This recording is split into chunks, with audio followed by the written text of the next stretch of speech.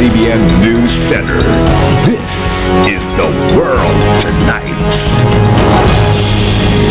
The left-leaning Makabayan bloc cuts its ties with the supermajority in the House of Representatives.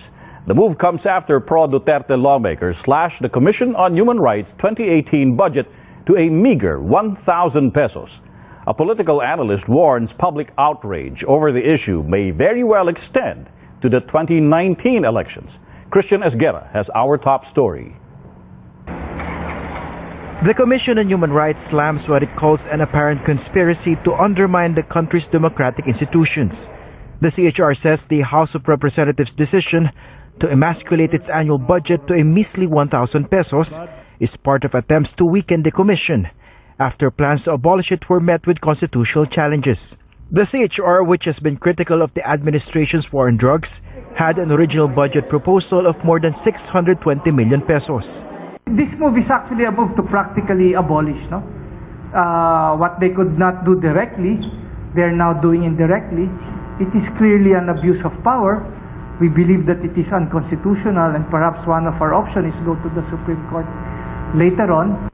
CHR commissioners say they have been submitting their accomplishment reports to the government every year since the commission was established in 1987. They add there may not be enough news reports on what they have done, but their records will bear them out. On Thursday, President Duterte's allies in the Makabayan bloc formally separated from the so-called supermajority in the lower house. Makabayan lawmakers cite the CHR's budget cut as one of the reasons for dumping the president and the supermajority. House lawmakers who voted for the CHR's 1,000 peso budget, as well as those who were not able to vote last Tuesday, continue to take the heat from netizens. The Institute for Political and Electoral Reform says the lawmakers' decision to slash CHR's budget may cost them votes in the next elections. Actually, kamari talaga sila dyan. Yung mga tao marunong na rin gumamit ng boto eh. Yan ang nakatakot yan. The European Chamber of Commerce of the Philippines has also expressed concern over the issue. Having a budget of $20 for the Human Rights Commission, I don't think we sent the right signals. But for Budget Secretary Benjamin Diokno, the CHR budget could still be augmented later in the budget process. This has happened in the past, so sometimes it's a matter of just sending a message to the agency.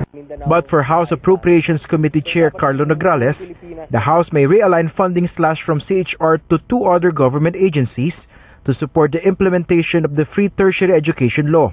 The two other agencies are the Energy Regulatory Commission and the National Commission on Indigenous Peoples. Meanwhile, the beleaguered commission finds an unlikely ally in the country's defense chief. Secretary Delphine Lorenzana said the CHR is vital in ensuring checks and balances in the government. It is a constitutional body na nandyan, ginawa ng batas yan. Constitution pa yan eh, di ba? And the people there cannot be removed. But to the CHR, the message from President Duterte's allies was clear. You don't toe the line, you lose your budget.